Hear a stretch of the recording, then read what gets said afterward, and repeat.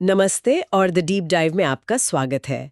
साल के कुछ खास दिन होते हैं, जैसे वैलेंटाइन डे, जब हम अक्सर बाहर की दुनिया में प्यार तलाशते हैं, एक साथी ढूंढते हैं, फूल और तोहफे देते हैं। पर आज हमारी चर्चा कुछ प्राचीन योग शास्त्रों और आधुनिक विचारों पर है, जो एक अलग ही सवाल पूछते हैं। आपकी आत्मा का असली परमानेंट वैलेंटाइन कौन है? ये एक ऐसा सवाल है जो हमें रुककर सोचने पर मजबूर करता है ना? दुनिया के रिश्ते तो बनते हैं, टूट भी सकते हैं, लोग आते हैं, चले जाते हैं, लेकिन एक साथी है जो गर्भ से लेकर शमशान तक हर सुख और हर दुख में हर एक सांस के साथ आत्मा का साथ निभाता है। और वो साथी कोई और नहीं बल्कि अपना शरीर है। ये थोड़ा अजीब सा लगता है सुनने में, है ना? क्योंकि हम इसे इतना फॉर ग्रांटेड लेते हैं। बिल्कुल। पर सोचिए, आत्मा इस शरीर रूपी साथी के बिना इस दुनिया में कुछ भी अनुभव कर ही नहीं सकती। न प्रेम, न भक्ति और न ही ईश्वर। सही बात है। तो आज हम इसी सबसे वफादार साथी की बात करेंगे, जिसे हम शायद सबसे ज्यादा नजरअंदाज करते हैं। आज का विषय है शरीर देव। बिल्कुल, शरीर देव यानी वो दिव्य वाहन जो आवाहन करते ही, मतलब इच्छा करते ही प्रकट हो जाता है। ठीक है, तो चलिए इस विचार को थोड़ा और खोलते हैं। शास्त्रों में शरीर की तुलना एक रथ से की जाती है, पर इसको और आसान बनाते हैं। मान लीजिए आपका कोई दोस्त आपको अपनी बहुत कीमती नई चमचमाती स्पोर्ट्स कार एक हफ्ते के लिए दे। आप उसका ख्याल कैसे रखेंगे? अरे जाहिर सी बात है, हर कोई उसे बहुत सावधानी से चलाएगा, ध्यान रखेंगे कि गड्ढों से बचाएं, कहीं एक खरोच भी ना लग जाए। बिल्कुल। और वैसी ही साफ सुथरी लौटाएंगे जैसी मिली थी। शायद अपनी गाड़ी से भी ज्यादा ध्यान रखेंगे। यही तो बात है, हम किसी दोस्त की अमानत का इतना ख्याल रखते हैं, तो फिर ईश्वर की दी हुई इस बेशकीमती अमानत, इस शरीर के साथ इतनी लापरवाही क्यों? ये शरीर भी तो हमें एक निश्चित काम के लिए ही मिला है। और ये जो उधार वाली बात है ना, ये बहुत गहरी है। योग दर्शन मानता है कि जब आत्मा गर्भ में थी तो उसने ईश्वर से एक वादा किया था। कैसा वादा? कि वो इस मानव जीवन का उपयोग स्व की खोज, मतलब खुद को जानने और ईश्वर प्राप्ति के लिए करेगी।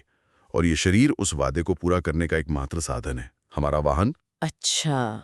अगर हम वाहन की ही देखभाल नहीं करेंगे तो ये हमें बीच रास्ते में धोखा दे देगा और यात्रा अधूरी रह जाएगी। और यहीं पर शायद पुरुष और प्रकृति का भेद समझना बहुत जरूरी हो जाता है। ये थोड़ा टेक्निकल लग सकता है, पर हमारी पूरी समस्या की जड़ यही है। सही कहा। हमारे शास्त्रों के अनुसार हमारे अस्तित्व के दो मुख्य तत्व हैं। एक है पुरुष यानी आत्मा, जो देखने वाली है, जो दृष्टा है। और दूसरा? और दूसरी है प्रकृति, यानी ये शरीर, मन, बुद्धि, मतलब जो कुछ भी हमें शीशे में दिखता है, जो सुबह ऑफिस के लिए तैयार होता है, जो थक जाता है, जो बीमार पड़ता है, वो प्रकृति है। और जो इन सब के अंदर बैठ के सब देख रहा है, वो पुरुष है। बिल्कुल, वो आत्मतत्व। समस्या तब शुरू होती है जब हम इन दोनों को एक मान लेते हैं।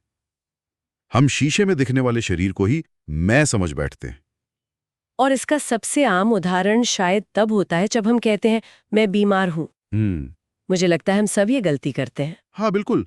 और ये सिर्फ एक वाक्य नहीं है, ये सोचने के तरीके में एक बहुत बड़ी गड़बड़ है। असल में शरीर अस्वस्थ होता है, आप यानी आत्मा नहीं। अच्छा। जैसे आप अपनी कार नहीं है, आप कार के चालक हैं। जब कार का टायर पंचर होता है तो आप ये नहीं कहते कि मैं पंचर हो गया हूं। नहीं नहीं। आप कहते हैं मेरी कार का टायर पंचर हो गया है। ये जो दूरी है, ये भेद बहुत जरूरी है। ये सोचने का एक बिल्कुल नया तरीका है।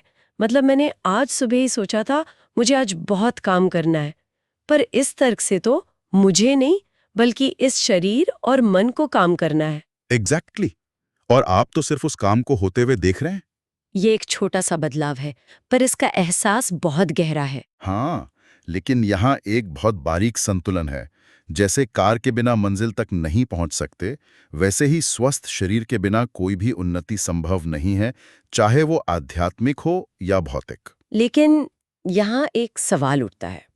कई आध्यात्मिक परंपराओं में तो शरीर को एक बाधा, एक पिंजरा माना गया है जिससे मुक्त होना है। आपका दृष्टिकोण इससे अलग कैसे है? ये कॉन्ट्रडिक्शन नहीं है? ये बहुत अच्छा सवाल है और यहाँ आसक्ति और जिम्मेदारी का फर्क समझना होगा। आसक्ति और जिम्मेदारी? हाँ, उन परंपराओं का कहना है कि शरीर के प्रति आसक्ति मतलब अटैचमेंट छोड़ो। ये मत समझो कि ये शरीर ही तुम हो, क्योंकि ये नश्वर है। लेकिन जब आप ये समझ जाते हैं कि ये आपका वाहन है, ईश्वर की अमानत है, तो इसके प्रति आपकी जिम्मेदारी कई गुना बढ़ जाती है। मतलब मोह छोड़ना है मगर देखभाल बढ़ानी है। बिल्कुल, और ये जिम्मेदारी की बात बहुत जरूरी है, क्योंकि असल जिंदगी में हम अक्सर अपनी प्राथमिकताएं गड़बड़ा देते हैं। हम सब ने सुना है, रोटी, कपड़ा और मकान। हाँ, बचपन से। ये इंसान की 3 मूलभूत जरूरतें हैं और ये क्रम बहुत वैज्ञानिक है। कोई 10 दिन से भूखा इंसान आलीशान मकान नहीं मांगेगा, उसकी पहली पुकार रोटी के लिए होगी। सही बात है। लेकिन आज के दौर में हमने रोटी का मतलब सिर्फ पेट भरना समझ लिया है, जबकि इसका गहरा अर्थ है पोषण और स्वास्थ्य। और इसी संदर्भ में स्वर्गीय निवेशक राकेश झुनझुनवाला का उदाहरण बहुत मार्मिक है। हाँ, आंखें खोलने वाला। भारत के वॉरेन बफेट कहे जाने वाले इतने सफल इंसान ने अपने जीवन के अंतिम दिनों में कहा कि उनका सबसे खराब निवेश उनका अपना स्वास्थ्य था। ये सुनकर तो रोंगटे खड़े हो जाते हैं। सोचिए, हजारों करोड़ कमाने के बाद एक इंसान को ये एहसास हो रहा है कि वो सबसे जरूरी चीज पर ध्यान देना ही भूल गया। मतलब पैसे कमाने की दौड़ में शरीर पीछे छूट गया। और जब शरीर ने साथ छोड़ना शुरू किया तो वो सारी दौलत उसे ठीक नहीं कर सकी। ये हमें सीधे सीधे दिखाता है कि अगर आपका ये वैलेंटाइन, ये शरीर ही आपसे रूठ गया तो फिर क्या करेंगे? तो दुनिया की दौलत किस काम की? नहीं है। ये इस शरीर में किया गया सबसे बड़ा निवेश है। और इसके ठीक विपरीत नशा, जंक फूड, देर तक जागना, ये तो ऐसा है जैसे आप जानबूझकर अपनी स्पोर्ट्स कार में मिट्टी का तेल डाल रहे हैं। बिल्कुल, और उम्मीद कर रहे हैं कि वो रेस जिता देगी। और यहीं पर मन का सबसे बड़ा धोखा सामने आता है। कौन सा धोखा? हमें पता है कि हमारी आदतें गलत हैं, हम धीरे धीरे छोड़ देंगे। ये वाक्य हम सबने कभी ना कभी खुद से कहा है। हाँ, ये तो बहुत आम है। ये खुद को तसल्ली देने का सबसे आसान तरीका है। पर इसमें दिक्कत क्या है? यहाँ आग का उदाहरण दिया जाता है। सोचिए, अगर आपको पता चले कि आपका हाथ आग की लपटों को छू रहा है और जल रहा है, तो क्या आप अपना हाथ धीरे धीरे हटाएंगे? नहीं, तुरंत एक झटके में पीछे खींच लूंगी। क्यों? क्योंकि दर्द का एहसास तत्काल होता है। बुरी आदतें धीमी आग की तरह हैं, वो आपको धीरे धीरे जलाती हैं। इसलिए आपको तत्काल खतरे का एहसास नहीं होता, पर नुकसान उतना ही वास्तविक है। लेकिन क्या धीरे धीरे छोड़ना हमेशा गलत होता है? कुछ मनोवैज्ञानिक तो कहते हैं कि छोटी छोटी आदतें बदलना ही लंबे समय तक टिकता है। एकदम से कुछ छोड़ना तो बहुत मुश्किल हो सकता है। आपने फिर एक बहुत ही व्यवहारिक सवाल पूछा। यहाँ फर्क निर्णय और प्रक्रिया का है। निर्णय और प्रक्रिया। हाँ, आग का उदाहरण निर्णय की तात्कालिकता के लिए है। जिस पल आपको ये ज्ञान हो गया कि ये चीज मेरे शरीर के लिए जहर है, उसी पल उसे छोड़ने का निर्णय 100% और तत्काल होना चाहिए। मन में कोई शंका नहीं। अच्छा, तो आप कह रहे हैं कि संकल्प तुरंत लेना है, भले ही शरीर को उस आदत से पूरी तरह मुक्त होने में कुछ समय लग जाए। एग्जैक्टली। थोड़ा थोड़ा कम करूंगा, ये तर्क मन की एक चाल है जो आपको पुरानी आदतों के पिंजरे में कैद रखना चाहता है। निर्णय तत्काल और पूर्ण होना चाहिए। और ये सब मन की ही तो चालें हैं, है ना?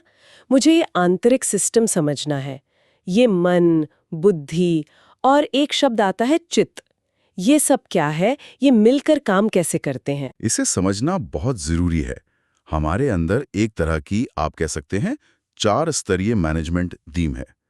सबसे ऊपर है आत्मा, जो असली मैं है, कंपनी का CEO। ठीक है।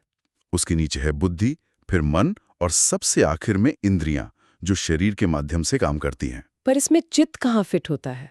चित्त इन सबका आधार है।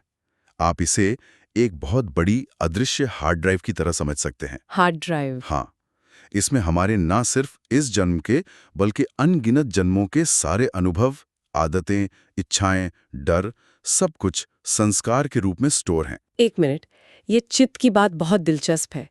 तो क्या ये हमारे सबकॉन्शियस माइंड जैसा है, जहाँ हमारी सारी पुरानी आदतें और इच्छाएं छुपी होती हैं? हाँ, समझने के लिए बिल्कुल वैसा कह सकते हैं। जब आपको ऑफिस में काम करते हुए अचानक से कुछ मीठा या तलावा खाने की तेज इच्छा होती है, तो वो रिक्वेस्ट इसी चित्त की हार्ड ड्राइव से आती है। क्योंकि पहले भी ऐसा करने पर सुख मिला होगा। बिल्कुल, वो एक रिकॉर्डेड इंप्रेशन है। तो वो इच्छा या विचार मन की स्क्रीन पर फ्लैश होता है। मन एक तरह का बेचैन मैनेजर है। उसका काम बस इच्छा करना है, मुझे ये चाहिए। उसे सही गलत से मतलब नहीं। हाँ, ये लड़ाई तो रोज की है। तो मन ने इच्छा की, फिर बुद्धि का क्या रोल है? मन उस इच्छा को बुद्धि के पास मंजूरी के लिए भेजता है। बुद्धि हमारी विवेक शक्ति है। अब बुद्धि के पास 2 विकल्प हैं, या तो वो आत्मा की शांत आवाज सुने और कहे नहीं, ये शरीर के लिए हानिकारक है, या फिर वो इंद्रियों के दबाव में आकर मन के साथ मिल जाए और कहे अरे एक बार से क्या होता है, कर लो। और ज्यादातर मामलों में बेचारी बुद्धि मन के हाथों हार जाती है। तो इस पूरे चक्र को, इस ट्रैफिक को सही रास्ते पर कैसे लाया जाए? जब आप बार बार खुद को याद दिलाते हैं कि मैं ये शरीर नहीं, मैं दृष्टा हूं, तो आप अपनी पहचान को मन और शरीर से हटाकर आत्मा के स्तर पर ले जाते हैं। आप सीईओ की कुर्सी पर बैठ जाते हैं। अच्छा। तब आपकी बुद्धि सीईओ यानी आत्मा से निर्देश लेना शुरू करती है, न कि बेचैन मैनेजर यानी मन से। तब बुद्धि एक फिल्टर की तरह काम करती है। वो चित्त से आने वाले केवल उन्हीं विचारों को मंजूरी देती है जो कल्याणकारी हैं। ये बिल्कुल वैसा ही है जैसा आधुनिक न्यूरोसाइंस में न्यूरल पाथवे को समझाते हैं। हम जो आदतें बार बार दोहराते हैं वे हमारे दिमाग में एक गहरा हाईवे बना लेती हैं। आपने बिल्कुल सही कनेक्शन जोड़ा। चित्त उन्हीं अनगिनत रास्तों का भंडार है। हर बार जब आप बुरी इच्छा को न कहते हैं और सही काम चुनते हैं, तो आप एक नया स्वस्थ न्यूरल पाथवे बना रहे होते हैं। और धीरे धीरे वो नया रास्ता इतना मजबूत हो जाता है कि पुरानी आदत का रास्ता अपने आप बंद हो जाता है। Exactly. तो आज की इस पूरी चर्चा का सार यही है कि ये शरीर, ये हमारी आत्मा को धारण करने वाली एक अनमोल अमानत है। इसकी उपेक्षा करना सिर्फ एक गलती नहीं बल्कि उस ईश्वरीय व्यवस्था के खिलाफ जाने जैसा है। और इसका एक और गहरा पक्ष है।